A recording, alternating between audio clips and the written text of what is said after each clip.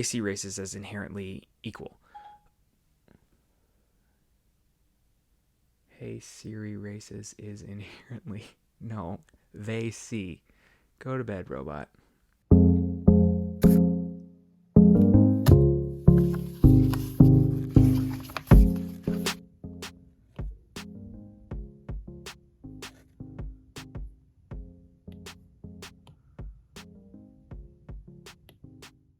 This book is a bestseller for a reason. I just finished reading Ibram X. Kendi's book, and dang if it is not worth your time. Now, admittedly, it says racism on the tin, so like you would be forgiven for thinking that it's just a lefty book full of lefty thoughts. But I lean kind of left, and I got schooled a bunch of times, and I figured it was worth making a video to share what are some of those things. In fact, to be slightly too honest, I thought I could skip this book. Like, I thought that after I got my graduate degree, I've been reading books in this sort of similar genre for a while, and I sort of thought to myself, oh, I get it already. I was real wrong. I was real wrong. I learned so much that I just, out of respect, had to explain some of the things that I learned. I had to write about it. Now, admitting haughtiness is kind of an odd place to start a public video, but I want to open directly with some humility, because that's actually the first lesson of 5. So without further ado, I'm Charlie. This is That Makes Sense to Me. This is 5 things I learned from Dr. Ibram X. Kendi's How to Be an Antiracist. Number 1. Humility. Dr. Kendi has more credentials than most living people, but throughout the book, he consistently admits mistakes, errors, and he openly reflects on how and why he was wrong. Now, this book does have some academic elements in it, for sure, but it can be described as like him coming to terms with a lot of the racist thoughts that he had in his own head. And that might sound odd because he's a black professor, and like, how can a black person have anti-black racism? He discusses anti-black and anti-white racism in the book, but he explains well, and he doesn't just explain well, he also invites you into it. It's a welcoming read because he's not sort of preaching at you. He keeps telling stories of his own flaws and his own mistakes, and reflecting and humbling himself even as he is explaining and teaching. So I'm not suggesting that you get on Twitter and like confess all of your racist thoughts to the internet, right? That's unproductive. But I do hope that all of us can learn from his earnest openness and willingness to occasionally get schooled on some of the things that he thought he had on lock. Number 2. Theme number 2 is actually robots. That might be surprising to you if you're new to this channel, or returning viewers know this, but if you're new, hi, welcome. I study AI ethics, and I make videos about video essays about time-transcending aliens and robots with utilitarian philosophy, like totalitarian technology, in Marvel movies.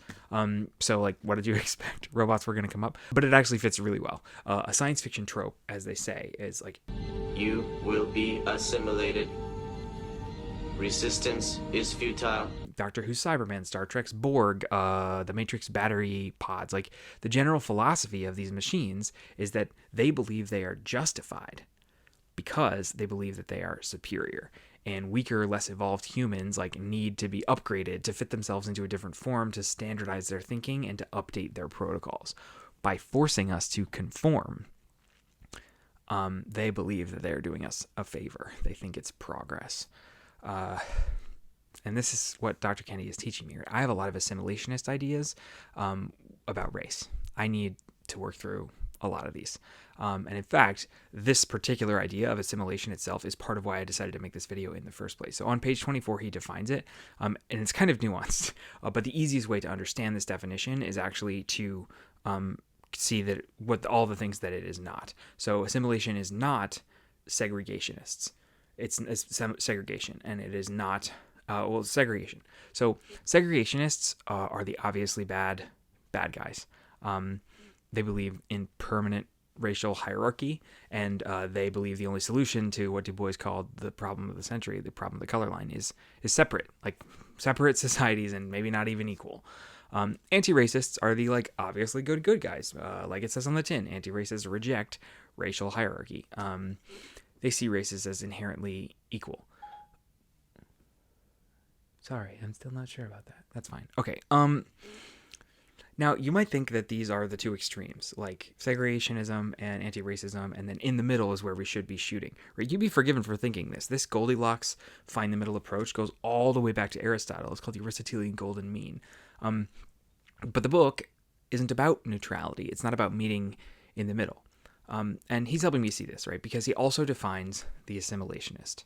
The assimilationist is one who expresses the racist idea that a racial group is culturally or behaviorally inferior, I'm mostly quoting here, and supports and is expressing cultural or behavioral enrichment programs to develop that racial group. Is this starting to make sense here? Like the robots look at the humans that they see as inferior and they go, oh, well, let's just assimilate you into society. I'll put the definition on the screen. You can read it again if you need to. But like assimilationists think that the answer to systemic racism is teaching black people to be more like white people. Like professionalize your hair, standardize your speech, code switch, assimilate. Now, to be as clear as I possibly can, right, the moral problem with this way of thinking is that it might feel progressive compared to like segregationism, I guess, but it's judgmental of blackness and black culture, and it's condescending towards different equally valid ways of being. And like the Cybermen and the Borg, it's just another way of expressing the belief that whiteness and white culture are superior. Number 3, black behavior. This one's a big one.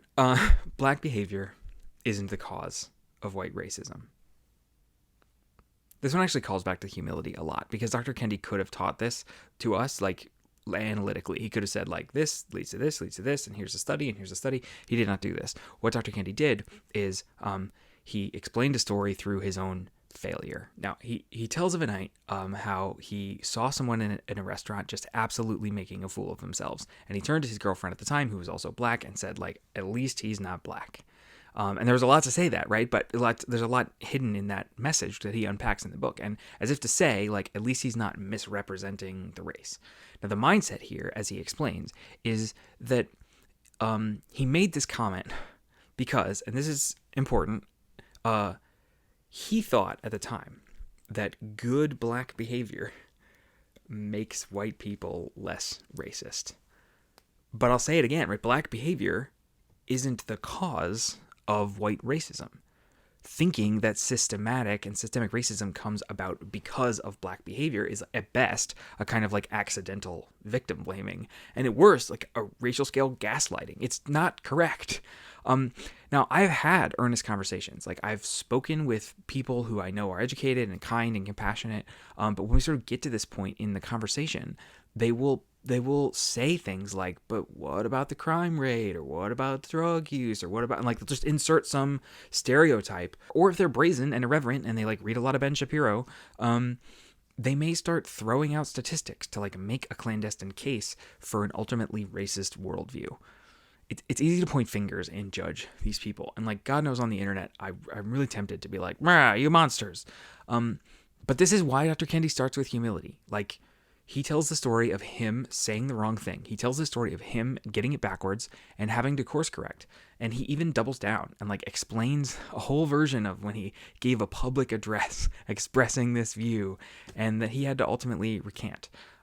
If he can learn, we can learn. If he can unlearn, we can unlearn. So like, to address this, let's just hit it straight on the head. And I'm gonna make a point with some really punchy language because it's the internet. Now, please keep in mind, any logic that involves stereotypes is intrinsically fraught, right? This is just to condense a sentiment that I've heard in other people. There's so much nuance. There's so much nuance that I'm ignoring. Good God. Okay. Punchy language to make a point. Do ghettos exist? Yes. Why do ghettos exist? We can ask Dr. Kendi because he actually gives us 3 different ways to think about the answer. The segregationist answer is that ghettos exist because of a cultural or biological or behavioral inferiority that is permanent. That's white supremacy. Like, that's clearly bad guys' way of viewing the world. It's the definition of racism kind of answer. The assimilationist answer, the one that I have identified in a lot of my thinking that I need to excise from my consciousness, is that the ghettos exist as a result of a sort of temporary cultural inferiority. If only we could teach people to sort of pull themselves up by their own bootstraps. If only we tweaked the way that they live a little bit, they'd make their way out of this situation. That's also racist. And if that's not clear, just read the book, because I'm trying to fit lots of research into 20 whatever, however many minutes this is. I'd encourage you to read the book or listen to the audiobook. It's going to be linked below. But there's also the third answer, which is the answer on the tin, which is the anti-racist answer, which is that black behavior isn't the cause of white racism. Why do ghettos exist? Because white people built them that way. Because we keep them that way with redlining, with digital redlining, with over-policing, with voter suppression, with policy choices that we continue to make. Why is there violent crime? Because poverty and criminality are toxic bedfellows. They are a toxic power couple. They are related and they are self-reinforcing. When white policy creates black poverty, white policy is creating black criminality. So to say it in the punchiest way possible, black behavior isn't the cause of white racism. It's the opposite. How can you expect someone to grab their bootstraps while you're putting handcuffs on their wrists for sitting in Starbucks, for driving, for looking suspicious? Number 4. 2017, 92% of white police believe the post-racial myth. Page 148, one of the stickies. I don't want to spend too much time here. You've probably heard this term before, but if you haven't, the post-racial myth is the idea that while slavery and racist policies existed in the past, the civil rights movement just fixed all that, right? This is white nonsense. We know it's white nonsense. I'm actually writing a more extended piece in a different context of how this is actually a misinterpretation of the I Have a Dream speech. That piece will come out eventually. Someone who has articulated this better than I have is Brian Stevenson. I've talked about him a lot. I am a huge fan. I've talked about him a lot. I've made videos about him. I've talked about him on TikTok. He's in the iRobot video. But for purposes of this video, I'll just quote it. To change the narrative, because we've accepted a narrative about the civil rights movement, I'm going to tell you that I think has gotten a little too celebratory. I hear people talking about the civil rights movement, and it's starting to sound like a 3-day carnival. On day 1, Rosa Parks didn't give up her seat on a bus. On day 2, Dr. King led a march on Washington. On day 3, we changed all the laws and racism was over. And I wish that was our history, but that's not our history. And unfortunately, there's another way that we know that racism did not end in the 1960s, and more than just policy, right? This is one of the things that I also was like, shit, is that real? I was Googling it, and I was just like, I don't want to believe that this is part of our history. Anyway, because forced sterilizations en masse happened in the 1970s and the 1980s. Words are important, and these words deserve some space, right? You've been on the internet. We say crazy things and we move right past them. We say really impactful things and we move right past them. But we need to pause on this because forced sterilization is part of the history of our country. And like not just back in the old days, like really freaking recently. Eugenics was the philosophy of the actual Nazis, right? And yet 30 years after the war, decades after Dr. King, we were still invading bodies, violating one of the most human things about people. Like, sorry, 92% of 2017 white cops, like, we do not live in a post-racial world. That is why we need anti-racism, not just moral neutrality. And this unfortunately brings me to number 5, which is that this chapter of the American story didn't really end in the 1980s, right? There's more to be said about the history of eugenics. I recently finished reading a book about it, and I would be willing to make another one of these lessons style videos. This isn't normally the kind of video that I make, but if there's something you're interested in, let me know in the comments, and I'll help summarize that book. Explicit population control has moved to implicit population control. Medical racism and medical sexism is an entire field of research. Medical myths that lead to deaths are a reality of today, not just the 1970s or the 1980s, right? Page 218. For example, black women with advanced degrees, are still more likely to lose their babies in childbirth than white women. And if you're following the news, right, you know that COVID, by proportion, killed more people of color than white. This is not for no reason. Unfortunately, unjust medical disparities come about as a result of social design, of broken policies. These are the results of policies. Now, Dr. Kendi goes into more details about access to medical care in his book, and again, I'd encourage you to read it.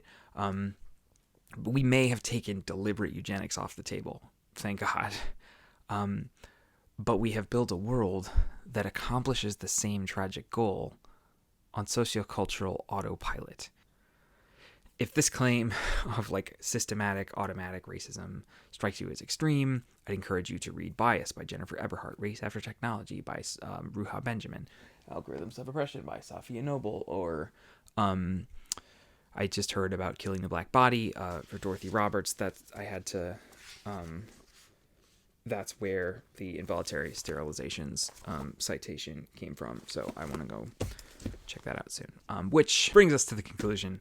Wow, what a topic. Okay, so this brings us to the conclusion, the power of definition. So Dr. Kendi says that anti-racism, as opposed to supremacy, as opposed to segregation, as opposed to even assimilationism, how do you know how to be anti-racist? Right. One, that's the title of the book. I don't have all the answers. I don't know if you were expecting me to have all the answers. This is a complex, multi-generational, centuries-long injustice. It's going to take a lot of effort, and we should expect to leave conversations without a feeling of resolution. That said, so far we've covered humility, we've covered assimilationism, we've covered black behavior, post-racialism, unnatural selection, and like how we've automated certain forms of eugenics. These were just my 5 takeaways. There's way more in the book. Go read it. Go read it right now. Or do what grad students do, which is carefully read the beginning, and then carefully read the end, and then take a bunch of notes, and then read the parts of the middle that your research interests, time constraints, and general intuition pull you. I found this so valuable that I read the whole thing, and then I ended up rereading the end. So I recommend you do the same. I'm also proud to announce that I've been able to locate a local bookstore with an affiliate program. They're called Subterranean Books. I have also one for audiobooks. I'm supporting the author because the author matters. I'm supporting a small bookstore because the bookstores, we need to not give all our money to Amazon all the time. And it'll support the channel, which is also great. So they ship. It's not free because it's not Amazon. Amazon shipping is free because it's not free. They're taking it from their workers. Okay.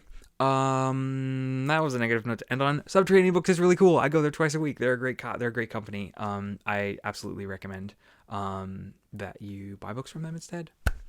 Awesome. I'm Charlie. That makes sense to me. Thanks for watching.